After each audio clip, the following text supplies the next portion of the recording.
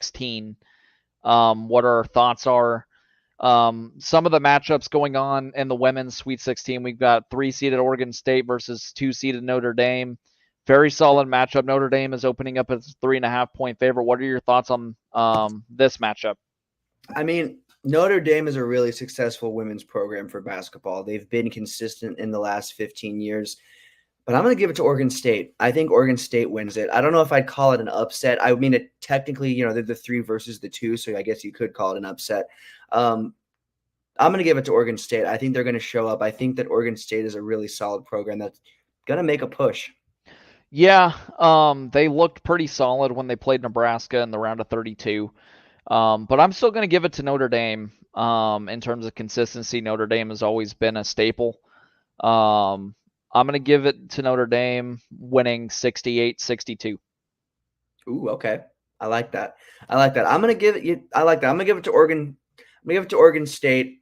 Give me that's good. I'm going to give it a little closer, but around the same score. Give me 70 to 60. Give me 70 to 67. 70 to 67. I think it's going to be separated like that, which is how most of these games have been. We've had so many games separated by 1 to 3 points, and that's what makes March great. So give me Oregon State by just 3 points. But either way, whichever side of the coin it ends on, it's going to be a good game. Indiana versus South Carolina. South Carolina is that team. Their coach has turned them into a dynasty team that is hard to beat. They are physical. They are tough. Give me South Carolina by 10. Give me South Carolina by 12. Give me South Carolina 70 to 58. I'm going to go with South Carolina as well. South Carolina is 34-0. Hot take, I don't know if I have South Carolina winning the whole thing. Me neither, actually. I think it's going to be someone else. I think I picked team. It was a tough decision to make. I've actually got Gonzaga winning the whole thing in my bracket. I like that, bro. Shaking it up a little bit. Gonzaga is really solid. But I'm going to give South Carolina this one, and I'm going to go with a little bit of a wider spread. I'm going to go South Carolina 82, Indiana 56. Fair enough. South Carolina has had no lack of games where they have won by a very nice margin. South Carolina is that team. But, bro, we're on the same page with them not winning at all because I don't think they're winning at all. They're a 16.5-point favorite today for a reason. That's very, very true. Very true. Next one up is NC State versus Stanford. I think this is going to be another really close game. I think this is going to be a 4-point game. I think it's going to be a little bit higher scoring than the first two I picked, but I'm going to give it to NC State. I think NC State inches it out, and I think they end up winning.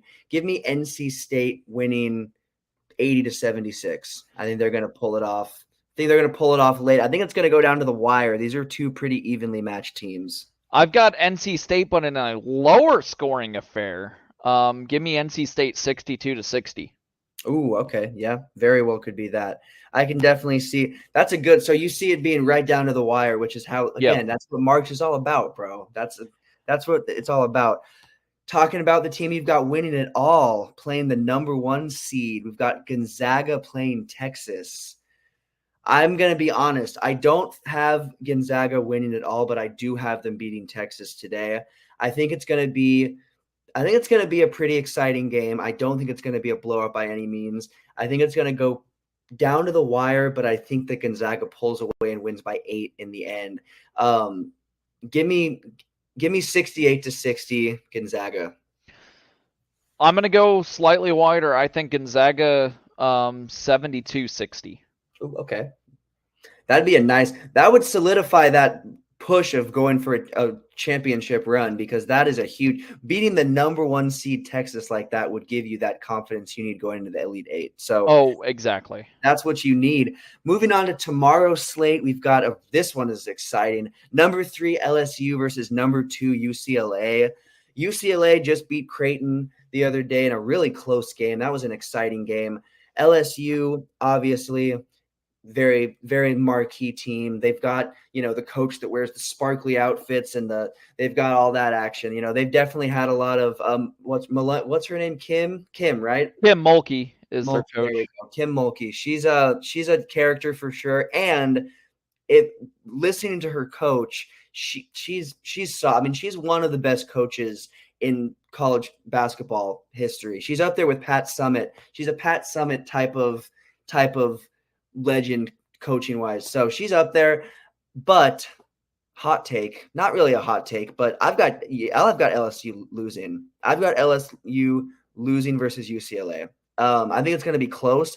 It's going to be a 4-point game, but I've got LSU dropping this one. And it's no diss on any of their players or that team because they're one of the best teams in college basketball. But I think UCLA inches it out. I think UCLA proved beating Creighton because that Creighton team was battle tested. That Creighton team was low key one of the best women's basketball teams this season, and UCLA held them off. UCLA easily could have lost that game. They showed that they're ready to go, and I think they beat LSU.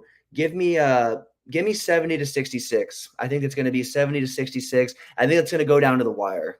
I actually got the same score and prediction. UCLA 76-6 as well. It's gonna be either way. It's gonna be, dude. These are exciting games. I'm just so excited that we get to watch these and we get to see these matchups. Next one, number 5 Colorado versus number 1 Iowa. I'm gonna give maybe the only. I haven't given too many hot takes this episode. I've given too many on Will Beyond the Arc that have not came true. So I'm trying to ease off. Hot take though, right now, Colorado beats Iowa tomorrow. I think that it's gonna be. Caitlin Clark is obviously one of the best, not even one of. She is the best women's basketball player right now. But, well, actually, there's talk about Paige from UConn being better. We just haven't seen it because of her injuries. But as a whole, obviously, Caitlin Clark with the scoring title or with the all-time scoring record, everything, she has earned a certain stature. But she does have a certain attitude to her that I think is going to get in the way of them winning a championship with her. Yeah. I think that we're going to see that. I think she's going to get very frustrated against a team like Colorado. Colorado can be very physical. Colorado can be a team that can scare you. They can get in your face. And I think we're going to see that.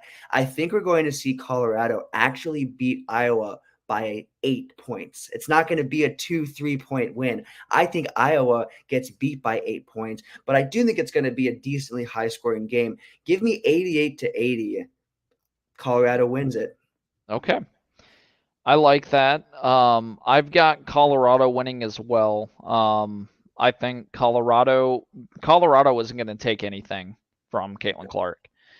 Caitlin Clark thinks she's the best thing since sliced bread, and I'm like, yeah, you're good at scoring, but she whines about something.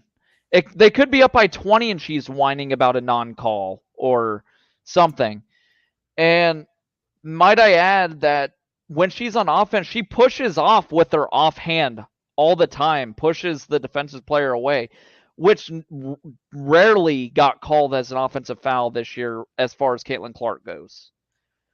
And there are so many calls that can really change the script on these games if the refs would actually call it, regardless of the player. Colorado is going to take anything. I think Colorado is going to come ready to play. Give me Colorado 72-66. Yeah, I like that pick. Yeah, I think they're going to, like we both have alluded to, I think they're going to be ready to go. I think it'll be a good game no matter what, but I think they'll pull it off. Moving on, we got Baylor versus USC. USC, Juju is crazy. She honestly, another player that doesn't get, I mean, she gets talked about a lot because she is one of the best players, but because of Caitlin Clark, I feel like a lot of other top tier women's college basketball players have been overshadowed. And Juju is insane. And it's not just scoring, it goes beyond that. Baylor, obviously, very historic, well-known women's basketball program, but USC is going to be give me USC by 12 over Baylor. Give me USC another 58 to 70 game. I like that pick. I'm going to go with USC as well. Um, 75-60. I think USC finds a way to pulls away. Especially when it comes to the fourth quarter. Agreed, definitely, without a doubt. And then the final Sweet 16 matchup is number 7 Duke versus number 3 UConn. UConn is that team. Duke is the women's Duke team has actually played. The men's Duke team is known for being great, and the women's Duke team has had some solid teams. But this is one of their better seasons they've had in a little while as a whole. They've looked really good, and they've gone on a pretty deep run. But UConn is UConn, and they're known for just being insane at basketball, specifically women's basketball, and they have one of their better programs they've had in the last few years. So give me UConn by. It's going to be a little bit. It's only going to be a 10-point game. Give me 70-60. I still think that we're going to see it be a decently close game, but give me UConn. I think UConn pulls away in this one. They're 8.5-point favorites right now. I have them winning by more than that.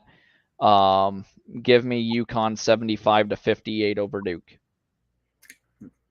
Oh yeah, very very possible. Because again, Duke is great, but it's UConn. UConn is known for being that team. So either very exciting matchups. Honestly, I'm super excited. But then moving on to the men's side, because we already have had a couple of the Sweet 16 games wrap up, but we have a few more that we have taking place. The first one is number 11 NC State versus number 2 Marquette. I'm going to be honest. Okay, I'm giving a couple of hot takes. I've saved my hot takes for March Madness. I think NC State pulls it off. I think NC State does it because this is the team. They're red hot.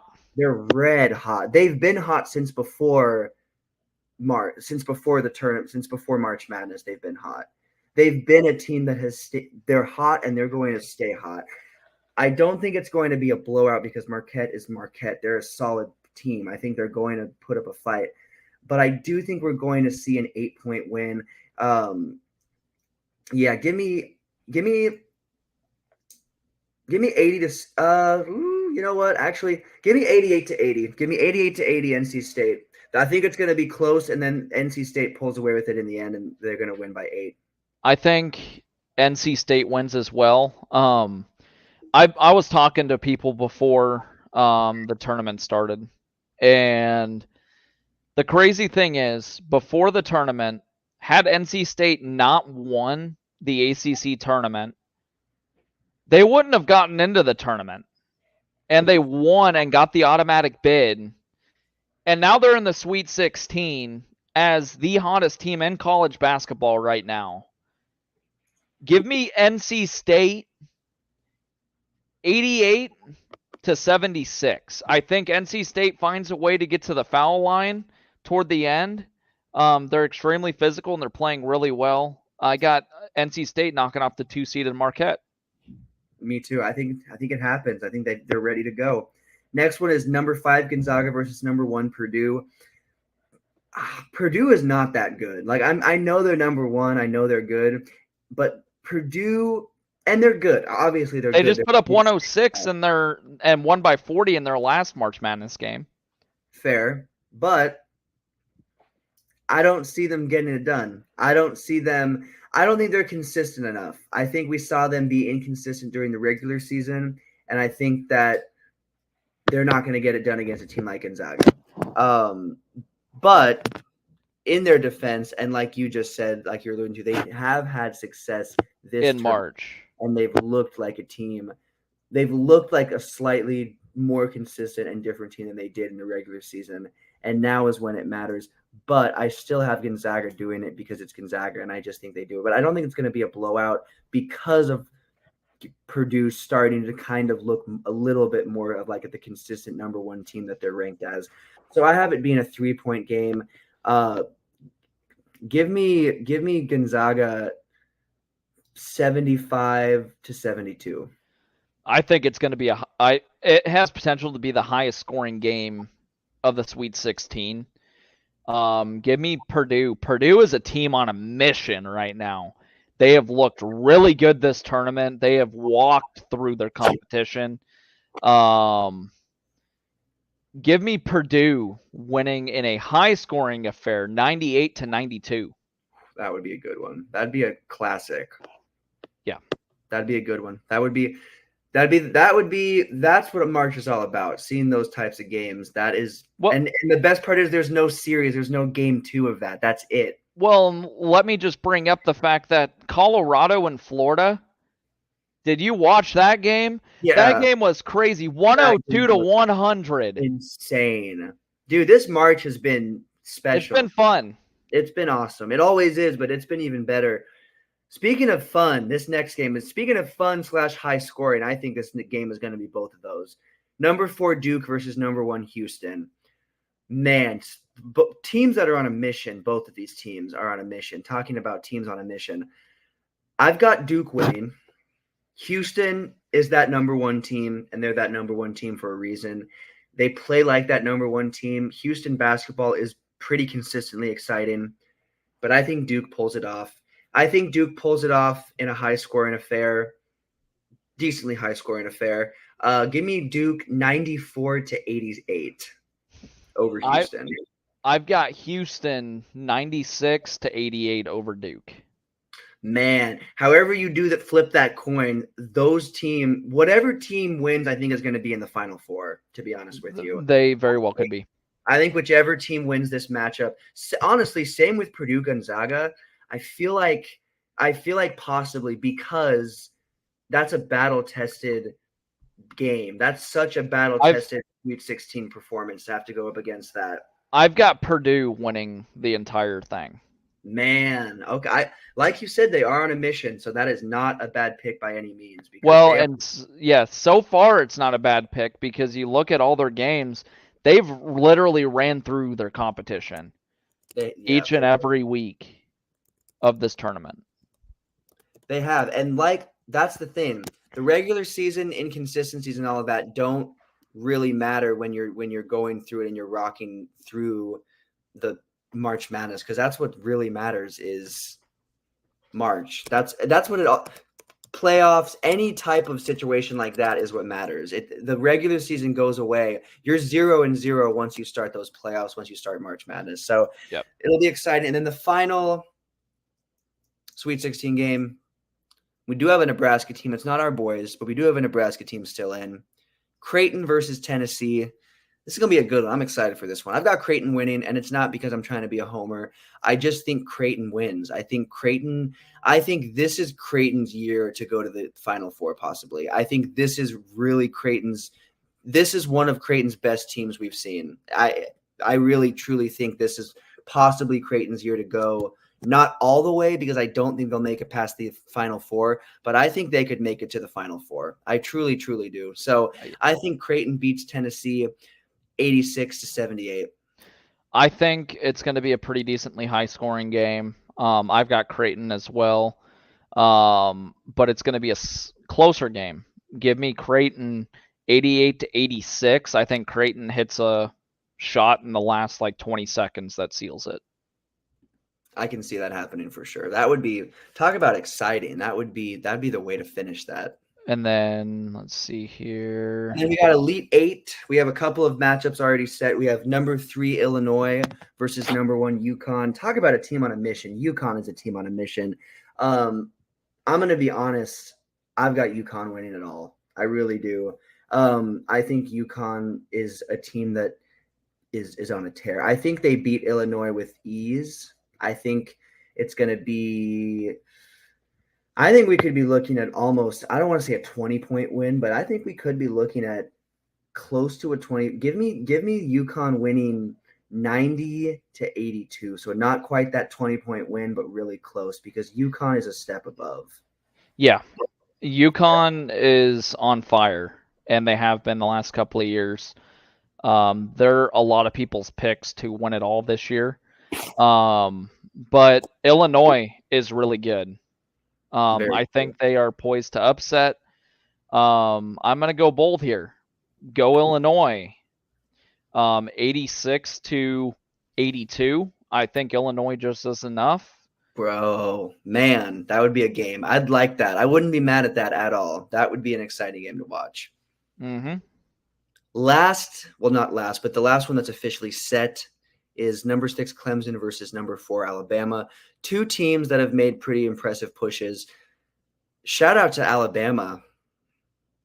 shout out to Clemson as well. I mean, both teams have made a push, but shout out to Alabama for getting it done and making it here. And I think they're going to continue that. Give me Alabama. I think it's going to be a pretty close game. Give me Alabama winning 78-74. I think it's going to be close as well. Give me Alabama 80-78. Man, that's what it's all about. That is what March is all about. And I think we very well could see some really exciting games. And then obviously we will still have the Final Four and that championship to get into. And it'll be pretty exciting to see who ends up in those spots. Yeah. But March Madness has been super exciting. And honestly, like we've talked about, even just being able to see the Huskers in it was really cool on both sides of the basket, on both women's and men's. And I think we're just going to see some more exciting college basketball in the future without a doubt. So I am here for it, and we will obviously have more to talk about. But we do have a little bit, just one little tiny NFL, excuse me. We talked plenty of NFL already. We have one NBA thing to talk about, and that is the season's almost done. We are under a month of regular season play. So we're just going to go over our predictions for the final top 10 standings because it is a battle right now. Starting in the East, I'll just go through mine. It's really easy. I've got the Celtics easily finishing at first. They're currently 57-16. No one's even close to them. So give me the Celtics at first. The Bucks are going to finish at second. They're currently 46-27. I don't see them falling off. I have the Cavs finishing third. I have the Knicks finishing fourth. I have the Magic finishing fifth. I have the Pacers finishing sixth, the Heat finishing seventh, 76ers eighth, Bulls ninth, and Hawks 10th. It's pretty easy to cut that one up and down because it's pretty obvious who's who in the East right now. Currently the Knicks are third, but like I said, I do have the Cavs finishing third above the Knicks, but I do think the Knicks stay fourth. I do think the Magic stay in their fifth spot. I think from fifth down to 10, it stays the same as it is right now. Yeah, 5th to 10 is going to be the same for me. So I'm not going to feel the need to do the 5 through 10. It's going to stay the same. Celtics obviously is going to be the clear-cut one. I've got I might have the Cleveland Cavaliers going on a little bit of a heater here and finishing second. Ooh, I like that. I think the Cavs will find a way. I've got the Bucks finishing in third, the Knicks in fourth, Orlando in fifth, and the Pacers in sixth.